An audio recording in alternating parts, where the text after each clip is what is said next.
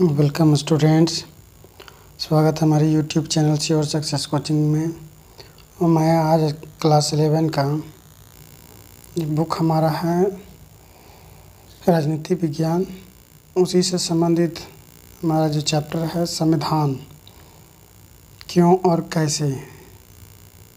हमारा संविधान क्यों बना और कैसे बना, इस पर हम जो इसका महत्वपूर्ण जो टॉपिक है बिंदु में उस पर हम विश्लेषण करेंगे, उस पर हम चर्चा करेंगे।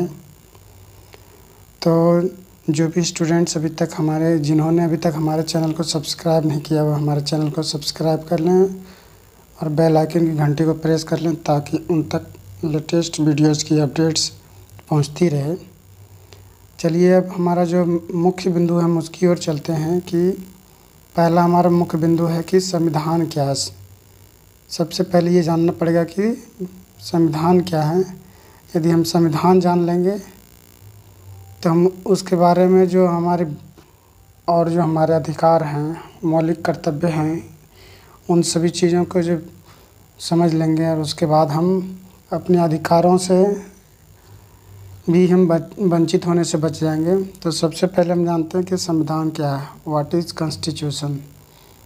तो संविधान का यहाँ पर कई पॉइंट दिए गए हैं। किसी देश का संविधान उसकी राजनीतिक प्रक्रिया का वह मूलभूत ढांचा निर्धारित करता है जिसके द्वारा उसकी सत्ता शासित होती है।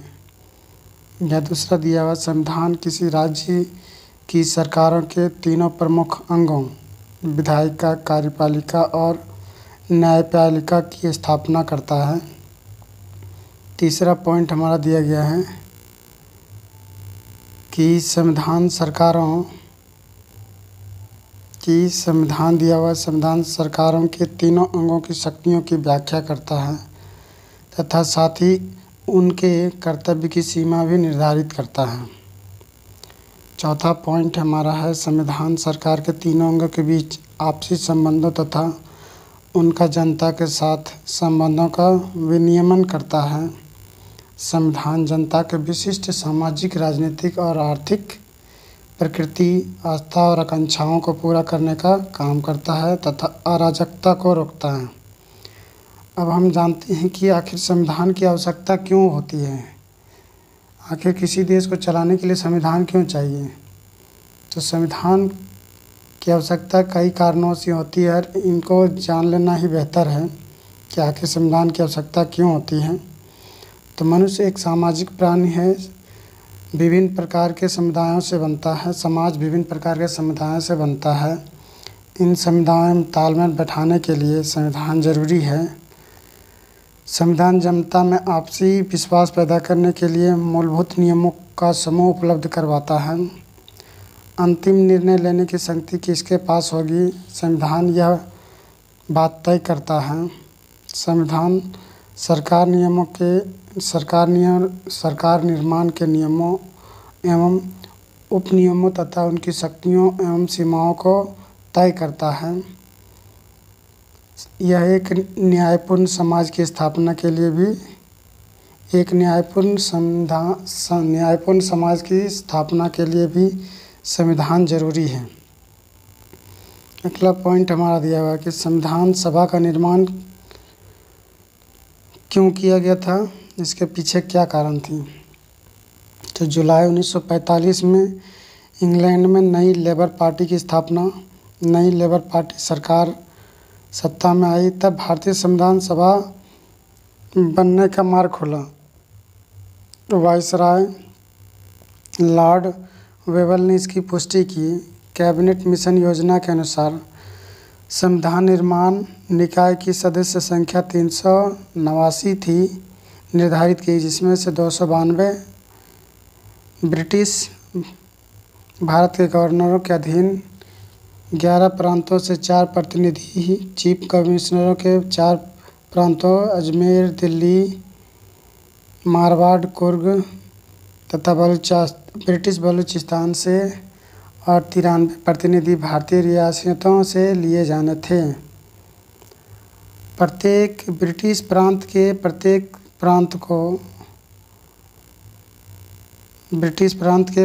प्रांत को उसकी जनसंख्या के अनुपात में संविधान सभा में स्थान दिए गए। 10 लाख लोगों पर एक स्थान। प्रत्येक प्रांत की सीटों को 3 प्रमुख समुदायों मुसलमान, सिख एवं सामान्य में उसकी जनसंख्या के अनुपात में बांटा गया।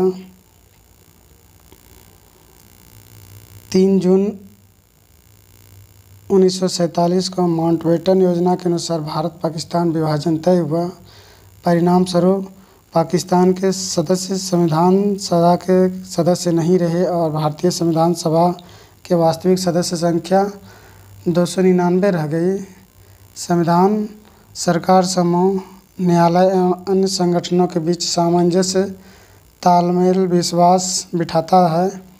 सैद्धांतिक रूप से निर्णय का माध्यम, शक्तियों पर प्रतिबंध व आकांक्षाओं तथा लक्ष्यों को पूरा करना इसका उद्देश्य है।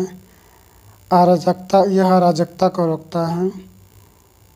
संविधान राष्ट्र व शासन प्रणाली का आईना है। जैसे प्रस्तावना भारतीय संविधान का दर्पण है।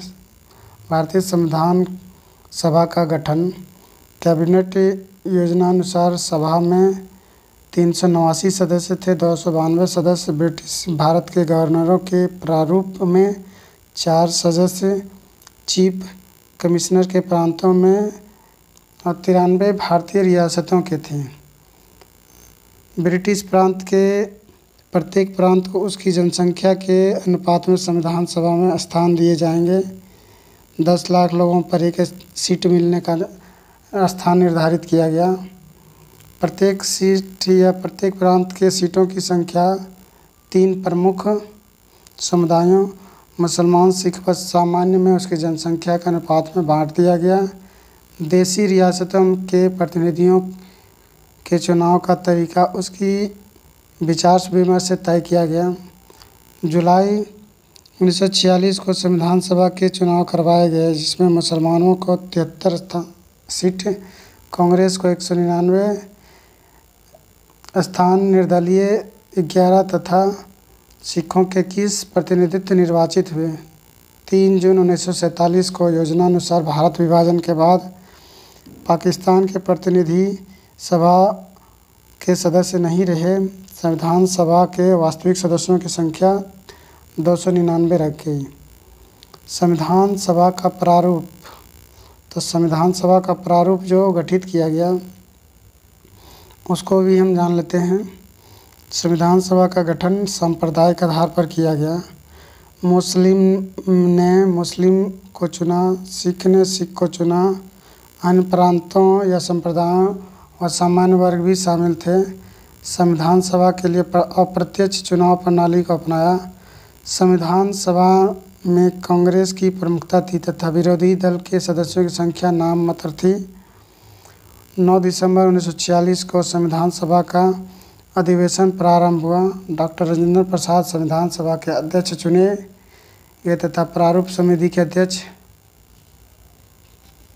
संविधान सभा के अध्यक्ष डॉक्टर राजेंद्र प्रसाद को तथा प्रारूप समिति का अध्यक्ष चुना गया। प्रारूप समिति के अध्यक्ष डॉक्टर भीमराव अंबेडकर निर्वाचित किए गए।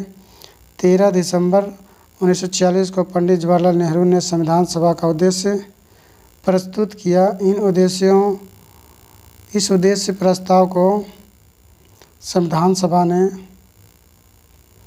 22 जुलाई 1947 को स्वीकार कर लिया। स्वतंत्र भारत के संविधान की प्रस्तावना इन्हीं उद्देश्यों पर आधारित है।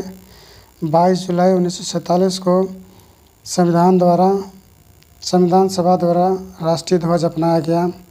इस संविधान में 395 अनुच्छेद, 22 भाग, 8 सूचियाँ थीं। 26 नवंबर 1949 को यह संविधान स्वीकार कर लिया गया। इसके बनने में 2 वर्ष 11 महीने 18 दिन लगे।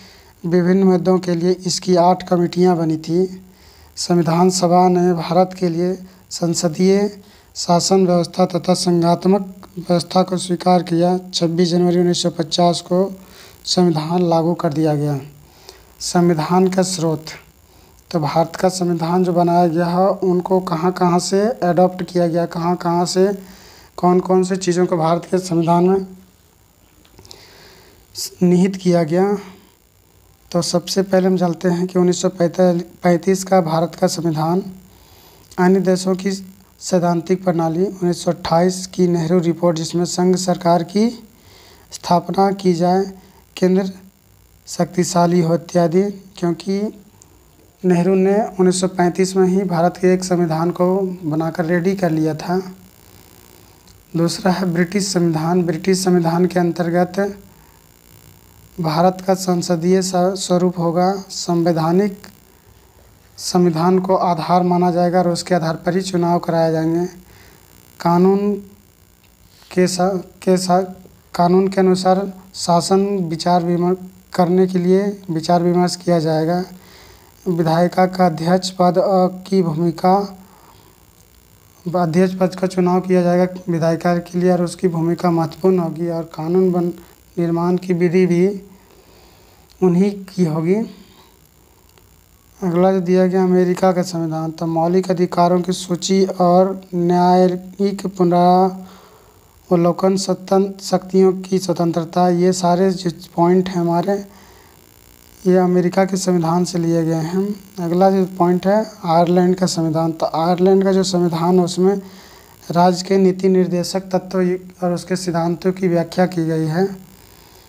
फ्रांस का संविधान से स्वतंत्रता, समानता और बंधुत्व का भावना को बढ़ावा देने के लिए इनके मुख्य बिंदुओं को समाहित किया गया है भारतीय संविधान में। कनाडा का संविधान एक अर्ध संघात्मक संविधान का रूप है। उसके अनुसार भारत में जो जैसे केंद्रीय शक्ति बनाई जाएगी, जो सरकार बनाई जाएगी, वह एक अर्ध संघात्मक सरकार का स्वरूप होगी। उसमें अविशिष्ट शक्तियों का सिद्धांत होगा। भारतीय संविधान का प्रावधान भारत की विशेष परिस्थितियों व आशाओं के अनुरूप है। तो ये कुछ बिंदु थे जो भारत की जो संसदीय प्रणाली है या संविधान है उसकी व्याख्या करती है और हमें अपने संविधान के जो मूल बिंदुओं हैं उससे हमें अवगत कराती है, ताकि यदि हम अपने संविधान को अगर बेहतरीन ढंग से सही तरह से हम समझ लेते हैं तो हमारे जो मौलिक अधिकार हैं उसका हनन होने से बच जाए। तो जो भी स्टूडेंट्स जिन्होंने अभी तक हमारे चैनल को सब्सक्राइब नहीं किया, सब्सक्राइब कर लें, वीडियो को लाइक कर दें और बेल आइकन की घंटी को प्रेस कर लें ताकि उन तक लेटेस्ट वीडियोज़ की अपडेट्स पहुंचते रहे। धन्यवाद।